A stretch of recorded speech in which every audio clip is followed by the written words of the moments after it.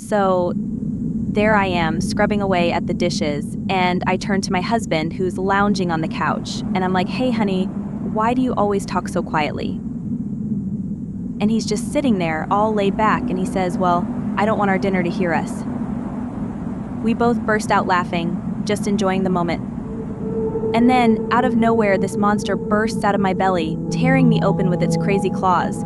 But here's the kicker as it makes its way towards my husband. It's chuckling along with us, like it's all part of the joke.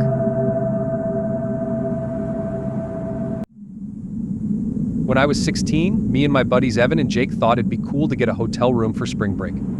So we checked in, even though there was this weird smell hanging around. Brushing it off, we settled in and decided to hit the pool downstairs around 3 p.m. But as we headed down, there's this tall dude all dressed in black, hood covering his face, standing at the entrance. Kinda gave me the creeps, but I played it cool. After a few hours of swimming, guess who we see lounging by the pool? Yep, that same mysterious figure. Feeling a bit on edge, I tried asking if everything was okay but got no response. Talk about nerve-wracking. Then, while underwater, I caught sight of another shadowy figure at the bottom of the pool. I freaked out and made a run for it, but when I looked back, both of them had vanished. My buddies didn't think much of it, but I couldn't shake off the feeling of dread. Skipping swimming, I suggested grabbing dinner nearby. And wouldn't you know it, the black-clad man shows up again, this time giving me the evil eye from across the dining room. That's when I decided we should cut our trip short the next morning, but my friends weren't too keen on the idea. Later that night, around 10:30, I woke up to some strange noises. There's this shadow lurking over my bed, but I tried to tell myself it's just my hat. Then, 30 minutes later, I reach under the bed for a drink, only to find my hat there. Freaky, right? And then I hear this creepy voice saying, "You're a bitch." Suddenly, two dudes dressed in black appear out of nowhere, and before I know it, they're dragging me out of the room. I woke up on a stretcher, realizing I'd been stabbed.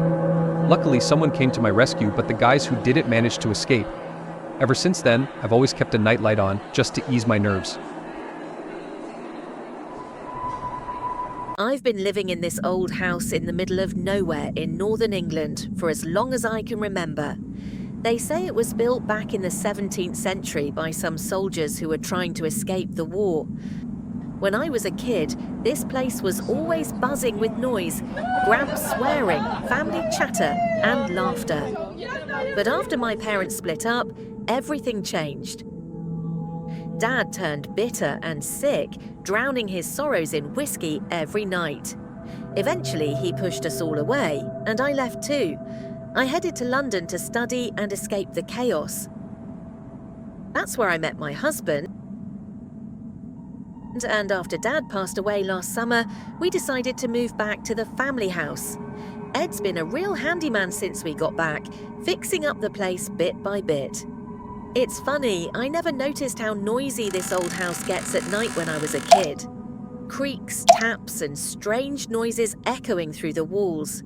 But with Ed's loud snoring, I managed to sleep fine, until he went away on a business trip last week. Suddenly, the house seemed way too quiet, and those taps and creaks started freaking me out. I tried sleeping facing the wall, but it only made things worse. The noises got louder, closer, so I turned to face the door, telling myself it was just the empty house playing tricks on me. But every night, like clockwork, I'd hear it, tap, tap, getting closer and closer. It was like the house was alive, and it was freaking me out. Last night, it sounded like someone was knocking on the door. I was terrified, but I couldn't help myself. I had to see. When I looked, the door slowly creaked open, revealing a pair of eyes staring back at me from the darkness.